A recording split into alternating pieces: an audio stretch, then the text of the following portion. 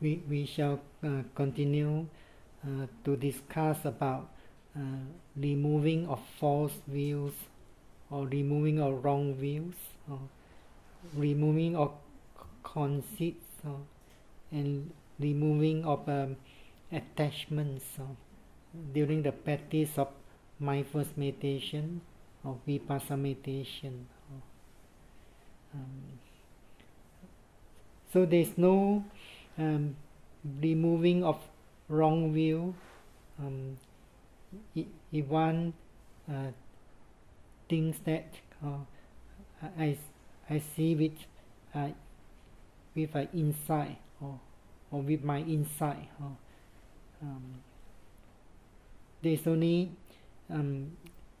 there's removing of wrong view.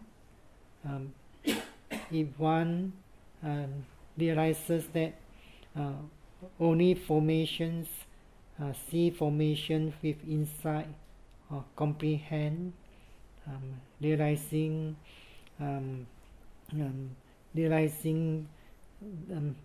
mentality and physicality clearly. So in order to realize that there's only formation, see formation, one must develop sharp mindfulness, precise mindfulness, and deep concentration. So similarly, there's no removing of conceit. If one thinks that I see thoroughly with my insight, I see well with insights. Usually one will become conceited, or has a lot of pride. When one thinks I could see thoroughly, deeply, with insight, or my insight knowledge is very penetrative.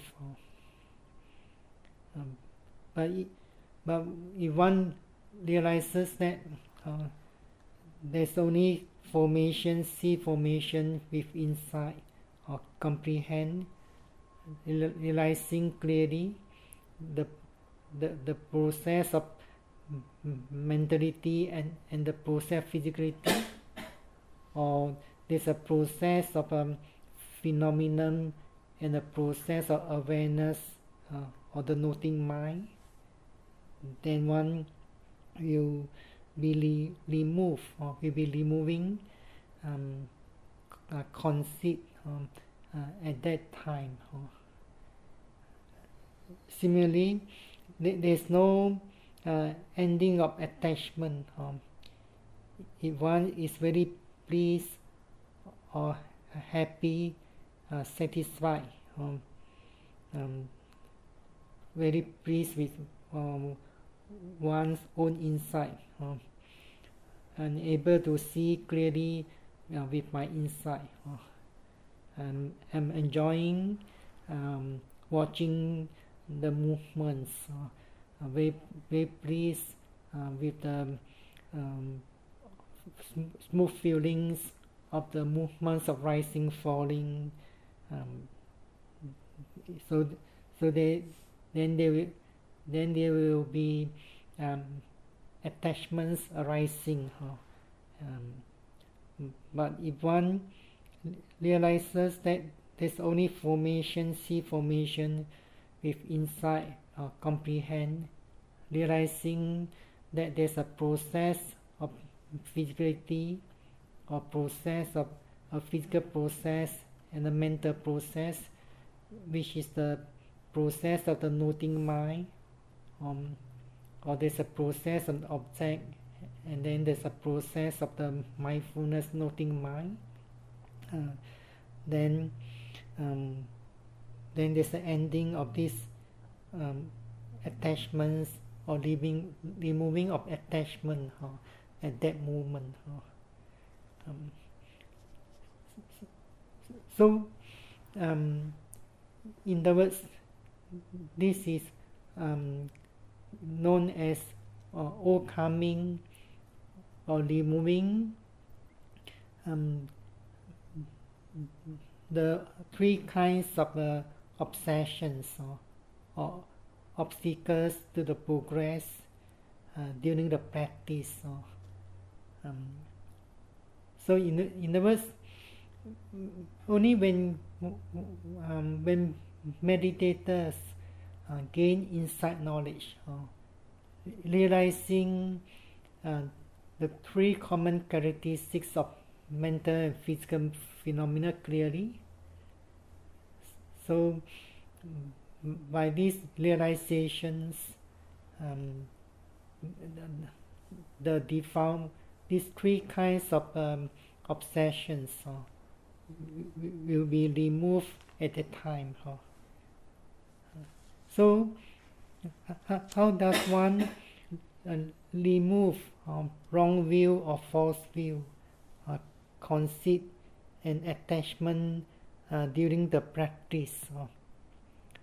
So attachment here also means craving. So when one could see that there's no self, if formation was self, then it would be right to take them as self, but they are not self, in the sense that this one cannot exercise control over them. There's no power to exercise them, exercise control over them.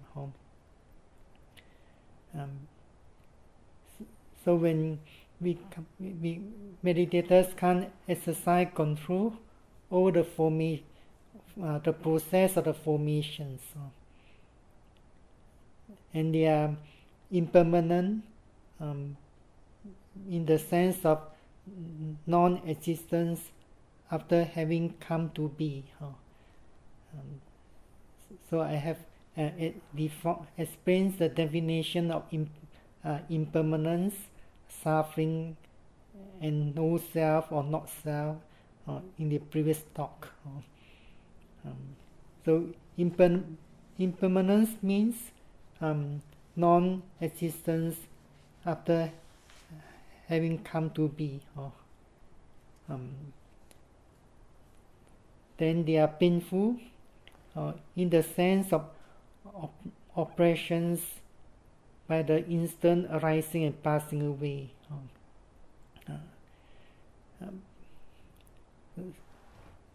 So we can't exercise control over the process of formations. For example, when there's a sound appear, definitely consciousness will be arising, perceiving the sound. So we can't exercise control over the arising object consciousness when the conditions are met. There are various conditions give rise to the arising of the hearing consciousness. Sound is one of the conditions. The space is another condition. If there's no space, then it's not possible for the sound to travel to the ear door. There's a ear sensitivity, and then there's a contact with the ear door. So when all these conditions are met, then there's arising of the hearing consciousness. So this is a process of formation. So if one is endowed with a sharp mindfulness and deep concentration, then there will be arising of a consciousness, knowing the arising and passing away of the hearing consciousness. But here, in terms of the mindfulness meditation, we say that there's arising of awareness or mindfulness, perceiving the arising of the hearing consciousness, and then the passing away. So if one is endowed with sharp mindfulness and deep concentration, the mindfulness or awareness, or the consciousness of knowing the hearing consciousness will be arising naturally. There's no meditators or self to make it arise, or to make it or to make this awareness or mindfulness to arise. So this is another formation. When we explain in the conventional language, we might say that meditators realize the insight knowledge of impermanence when they could see the arising and passing away of the object, the hearing consciousness, and the noting mind or the awareness. So there's a insight realizing the passing away of the formations. But this formation is not being seen or realized by a person, but by the self. It's being realized by another formation. So there is no self or person behind the arising of the mindfulness or the awareness. In other words, the consciousness that knows the arising and passing away of the hearing consciousness. So meditators come to realize these formations are not permanent. The consciousness or the mindfulness that noted the arising and passing away of the hearing consciousness, that consciousness is also not a permanent process. If meditators are endowed with sharp mindfulness and deep concentration, they may realize that there's another consciousness arising, perceiving the second process of formation. So that's why we say formation, only formation, see formation with insight. They are painful in the sense of operations by rise and fall. So meditators can only realize dukkha when they can see or realize constantly and continuously the instant arising and passing away of mental and physical phenomena. So, or in other words, sankhara or formations. So, in that way, there's removing of wrong view. Similarly, there's a removing of conceit. If one could see that the formation are impermanent. If formation were permanent, then it will be right to take them as permanent. But they are not permanent, they are impermanent. They are impermanent in the sense of non-existence after having come to be.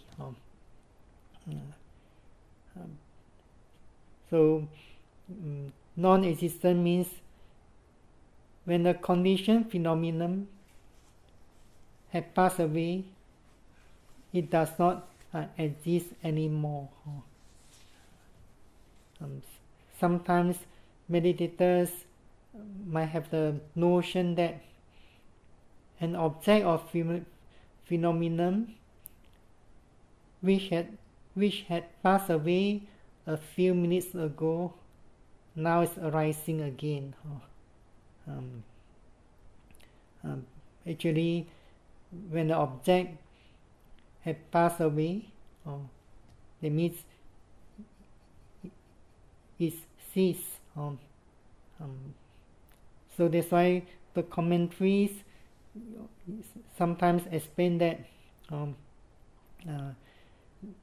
non-existent, or sometimes say that not being existent, it comes to the being and then ceases. So before the arising of any phenomenon, that phenomenon does not exist somewhere, but because there's a condition, then this phenomenon is arising. So only when meditators keep on experiencing correctly the characteristics of impermanence, then they will understand better and better. So they are impermanent in the sense of non-existence after having come to be. They are painful in the sense of oppression, oppressed by the constantly because of the instant arising and passing away of all the conditioned phenomena. They are not self in the sense that it's not possible to exercise control over them. The commentaries say that they are not self in the sense of no power being exercisable over them. In other words, meditators can't exercise any form of control over the arising of any phenomenon. They can't exercise any control over the passing away of the phenomenon. Then there's removing of attachment or craving. If one see that the formations are painful, painful means suffering. If formations were present, then it would be right to them. It would be right to take them as present. But they are painful in the sense of oppression, by instant arising and passing away of all these conditioned phenomena. They are impermanent in the sense of non-existence after having come to be. they are not self, in the sense that in the sense of no power being exercisable over them. So in other words, we meditators are not removing these three kinds of obstructions or obstacles to the progress separately. It's because if meditators has penetrative knowledge, realizing thoroughly,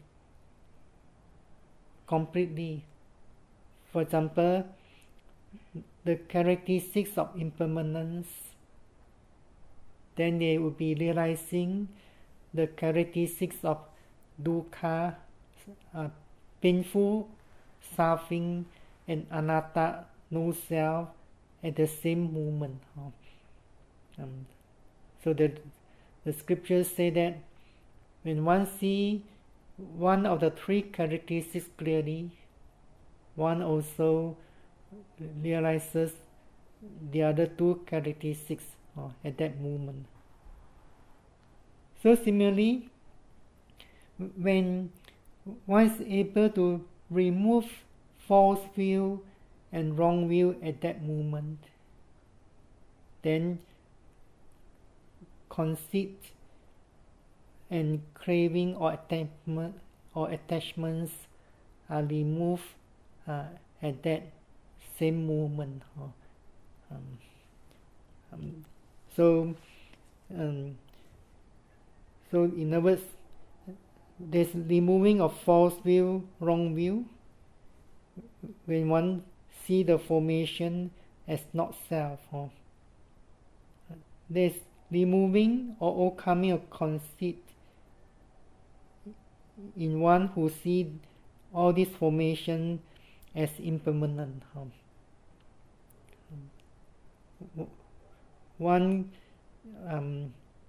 So if one could not realize formations or conditions, phenomena are impermanent, then this feeling of conceit will arise. Then there's a overcoming or removing of craving or attachment in one who see the formation as painful or suffering.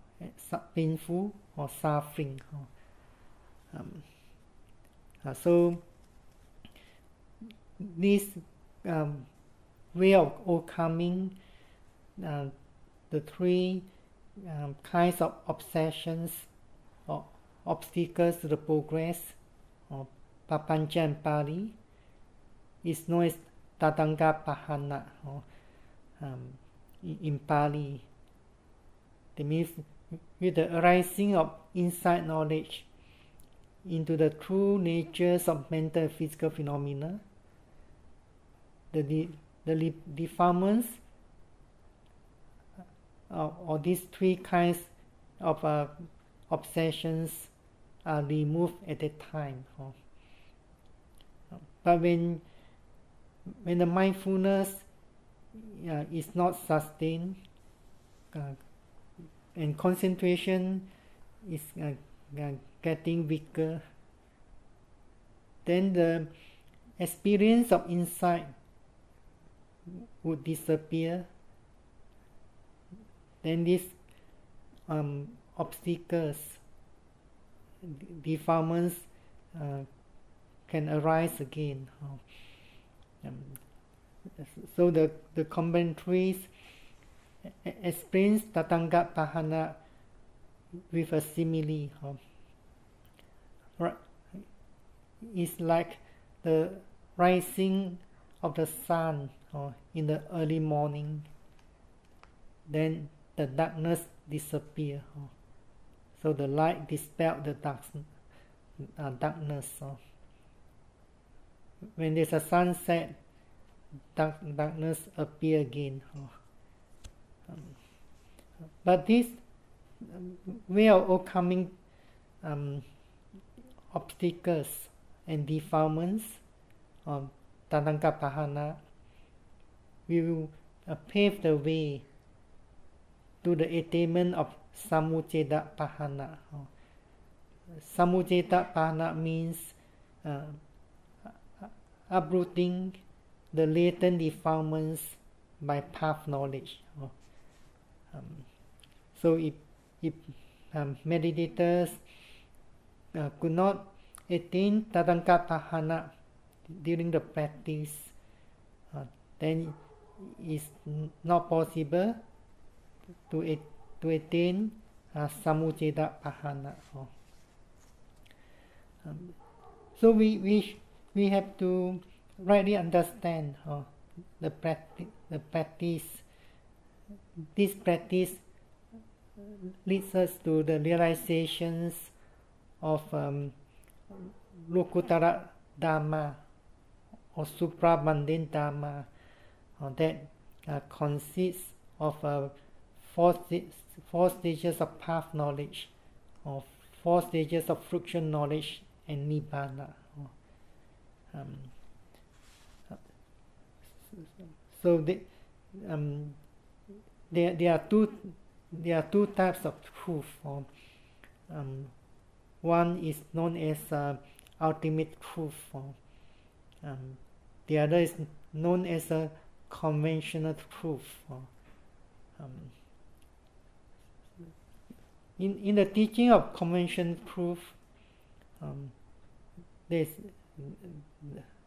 the Buddha explained that there's a person, an I or you. This language is used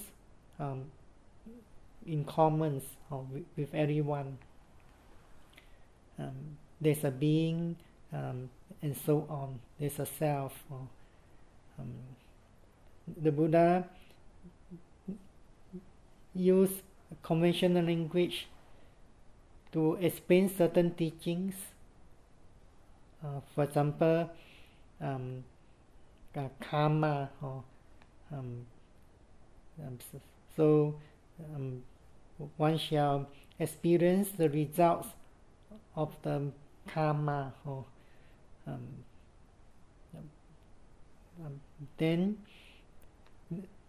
the Buddha also explains the ultimate truth.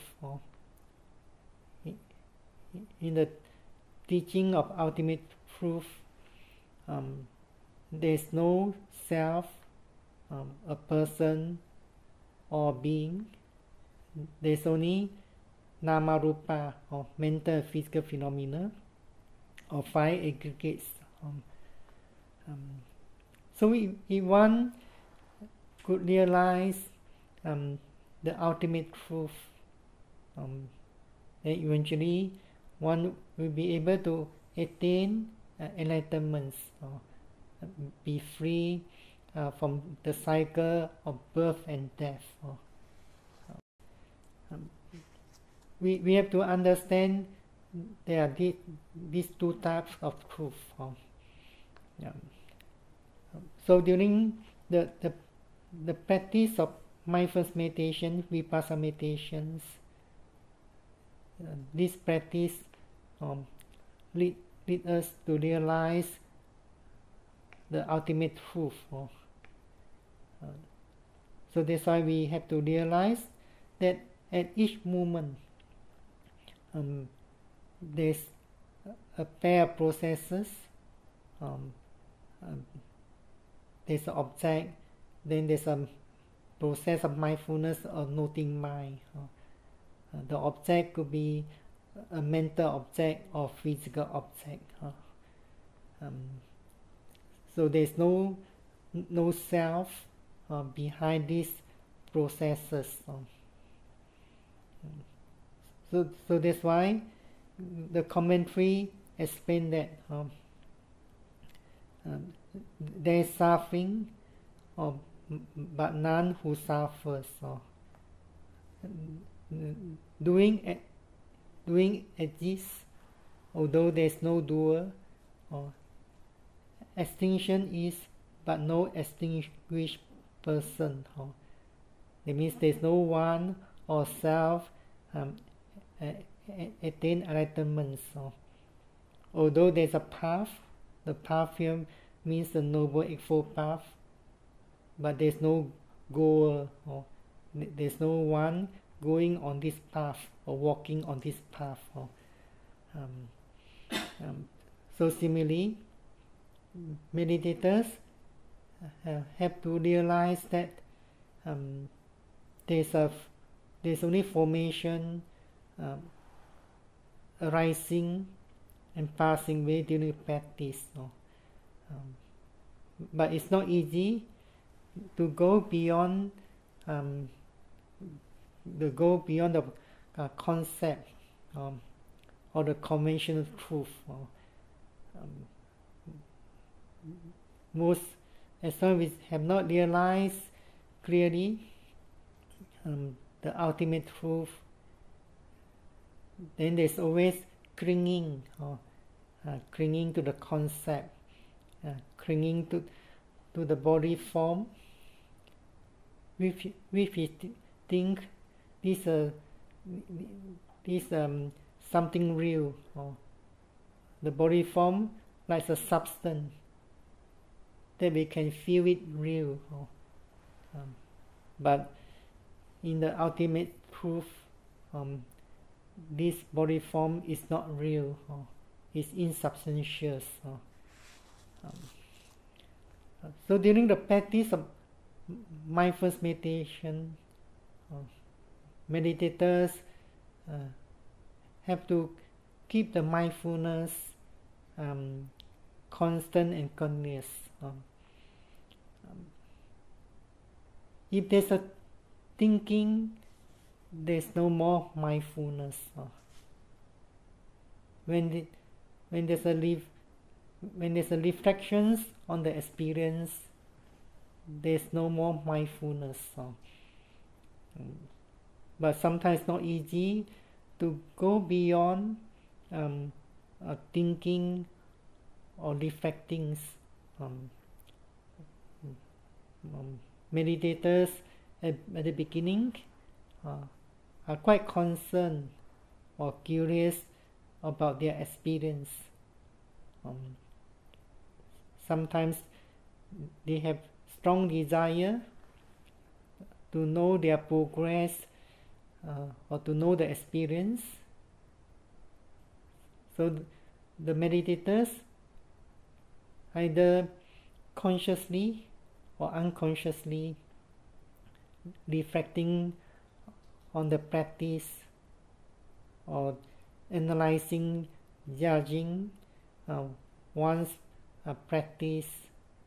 For example, is my mindfulness strong enough? Did I concentrate well on the object, and so on. So as long as there's thinking about the experience or reflecting, looking back one's experience, even the experience that experience that gained a few seconds ago, and so on, then at that time there's no more mindfulness. So it's important to mindful and not thinking about one's own experience or reflecting on one's own experience. One may reflect on the experience at the end of retreats, or sometimes one needs to go for interview with the teachers. One may recollect or reflect on the experience 10 minutes or 15 minutes before the interview. is because when one begins to think about the experience or to reflect on the past experience, then there's no more mindfulness. There's no more experience of the ultimate realities. When one begins to think of the experience or reflecting on the past experience, then the concept will arise. So this concept hinder to the realizations of the ultimate realities or ultimate truth. So it's important to mindful and note constantly, continuously. In fact, if a meditator is endowed with clear mindfulness and deep concentration, if the meditator has gained a good experience at that moment, that good experience will be staying in the mind naturally. Just like in your experience of in your life, when you have some experience, the experience will leave a clear impression in your mind. So similarly, in the practice of mindfulness meditation, when meditators have gained clear experience, that experience will stay in the mind. Meditators will not forget about the experience. So when meditators have gained more and more insight knowledge, then the obstacles, obstructions, or the three kinds of obsessions and other defilements also will be getting less or weaker. But they need to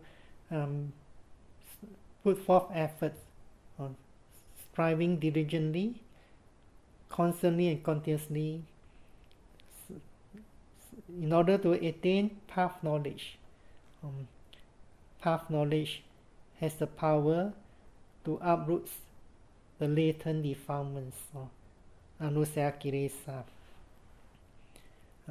So in other words, when meditators are practicing mindfulness meditation better and better, and gain more direct experience or personal experience into the true natures of the mental and physical phenomena, then the defilements will be getting lesser and lesser or weaker and weaker. So in that way, they will live more peacefully in their daily life. They could cope, for example, with the vicissitudes of life better. In the teaching of Buddha, one of the discourses is about is a vicissitude of life. There are 8 kinds, or sometimes it's been summarized into 4 pairs. Or these vicissitudes of life is also known as 8 winds, or 4 pairs of winds. They are gain and loss. The second pair is praise and blame. The third pair is fame and defame. The fourth pair is pleasure and pain. we are encountering all these vicissitudes of life very often, frequently. But one who have gained good experience in the practice of mindfulness or Vipassana meditation will be able to cope well when encountering or facing with the vicissitude of life. The mind will become more stable or in more equanimities when encountering vicissitude of life. So it's important to develop mindfulness constantly, continuously. When meditators could develop mindfulness constantly, continuously, and the mind is free from these obstacles. The mindfulness is free from the wrong view, free from conceit, free from craving or desire. So when meditators could sustain this mindfulness, when this mindfulness free from wrong view or false view, free from conceit, free from craving or desire or attachment for some experiences, then there's a progress. That itself is progress. Sometimes some meditators are very concerned about the progress, especially they have some knowledge about the stages of insight knowledge. Sometimes they have knowledge of various stages of insight knowledge. Then they would be looking for it, thinking about it, searching for it in the practice. So when there's a strong desire, looking for it, when they think that they could not get it, then there's a feeling of frustration, disappointment. The mind is defiled by their desire or attachment to the experience. So when there's this desire, attachment arising, then the practice of mindfulness is defiled. So the practice of mindfulness is to overcome attachment, desire. But if meditators have a strong desire or develop strong attachment to certain experiences, then it becomes a hindrance or obstacles to the progress. Mindfulness is one of the mental factors or mental concomitants in the teachings of the Abhidhamma. It is known as beautiful mental factors. So it is mindfulness is defiled by one's own desire, wrong view, conceit, craving or attachment, then there's no progress. But if one can develop pure mindfulness, which is free from wrong view, conceit, craving or desire, attachment, then there's a progress. So when there's a progress, eventually meditators, you realize experiences of insight naturally. So meditators have to overcome these three kinds of obsessions or obstacles and other defilements during the practice in order to realize the ultimate aim of the spiritual training, that's enlightenment.